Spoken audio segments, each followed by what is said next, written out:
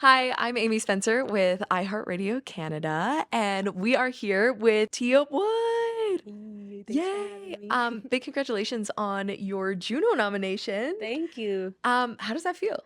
It's honestly been so surreal. Yeah, It's I'm so thankful though. It's been really really cool. I'm still having trouble kind of processing it. I'm but it's starting to set in that way. That totally. nominated. Yeah. Yes, and you're performing, Yeah, yeah, yeah. which is crazy, but you really grew up in quite a musical family. Like, you're not new to the Junos. Mm-mm. I mean, like we only went to the Junos once before, but yeah. Has your family given you any like pointers on Juno nominations and like how the process goes? Um, I actually got to watch it once before when my sister won hers back in 20, I think it was like 2 years ago. Yeah, So like I kind of knew what to expect with everything, but it's a little different this year because we're more involved. So it's been a little wild, but I'm glad because my family has been there like every step of the way. are they here? Yeah, all of them. My whole Amazing. entire family's here. Nice. Yeah. That's must be so nice to have that support. Yeah, it's definitely been good. Totally. How was it growing up with parents who were so musical and also huge activists? Like, how do you feel like that really shaped you and inspired you? Honestly, both of my parents, like growing up with them, it was a lot of powwows and ceremonies, and um, as a family, we would go do a lot of gigs together, and that was kind of how we kept our heads afloat and food Yeah. on the table. And at the time, sometimes like I didn't want to go do the gigs because they would take so long, and we had to sing and dance. Like that was a rule in our family that we had to sing and dance at all of our gigs. But like looking back now, it those are some of my like my most beautiful memories, Yeah. and like I always like think about them, and so yeah. Amazing. I want to talk about the Hills cover. Oh yeah. How did that come about?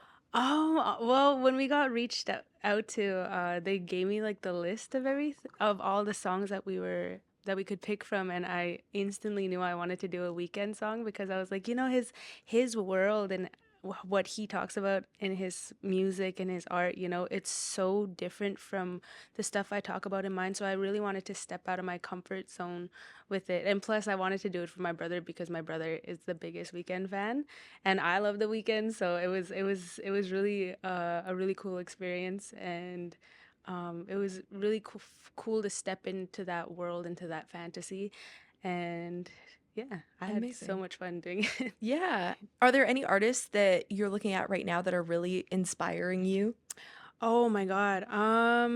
Hmm. I really like Pale J. Hmm. I've been really into his music lately. Lady Ray is another one. James Blake. All these Indigenous artists from everywhere. Like it's so inspiring to see them all telling their own stories and creating these worlds for themselves and really bringing the Indigenous perspective to light. So I would say all Indigenous artists have been really inspiring me. Amazing. Like, I mean, you've worked with Snotty Nose Rez Kids Yeah. before. How was that? How was that collab? Oh my God, I was so pumped when, cause I helped narrate and I was on a few of their tracks in the album, like throughout the whole thing. And it was so cool when they hit us up. I had no idea what they were gonna ask, and we met up with them and they told us about the Red Future project, and I felt so honored that they chose me and asked me to do it because I've been such a fan of them for years. Like they're definitely trailblazers and they're really leading the pack, and so I just felt so honored. It was so much fun. We did it in Toronto, and they're just so much fun to be in the studio with. They have like a really certain vision, and like it was really cool to see their process. And I had to do a lot of things that were a little bit out of my comfort zone. Like they made me do like a demon voice and like screaming and stuff. But it was so much fun. And the album is absolutely monumental. Yeah, that is so cool. What about Kacey Musgraves? Tell Oh us my the whole God. story. Yeah, okay. So Casey and I have been following each other ever since I started TikTok back in COVID. Like I think 2020 was when she started. Oh my God, she just was one of the first big artists to really show me love, and it was just so surreal when she messaged me because I love her music and I think she's like the coolest person ever. I really love what she stands for. And this past December, she offered to give me and my friends some tickets to her Nashville show, which was her last one, and we got to meet her. And she's just so sweet. She's so good live too. I loved watching her concert. Yeah. You're talking about people who inspire you, but you're probably so inspiring to a whole other generation. What is the advice that you would give to your younger self looking back now? I feel like I would tell her to don't to not be afraid to dream big. You know, when I was younger, I it was kind of hard to picture myself doing the things that I'm doing now, because you know there is such a lack of representation. So I've always found myself trying to limit my dreams and what I really wanted to be. And because I when I was a little girl, I always wanted to be a singer. You know, I am the biggest Avril Lavigne fan, and I watched Hannah Montana, and like I always wanted to do what they were doing.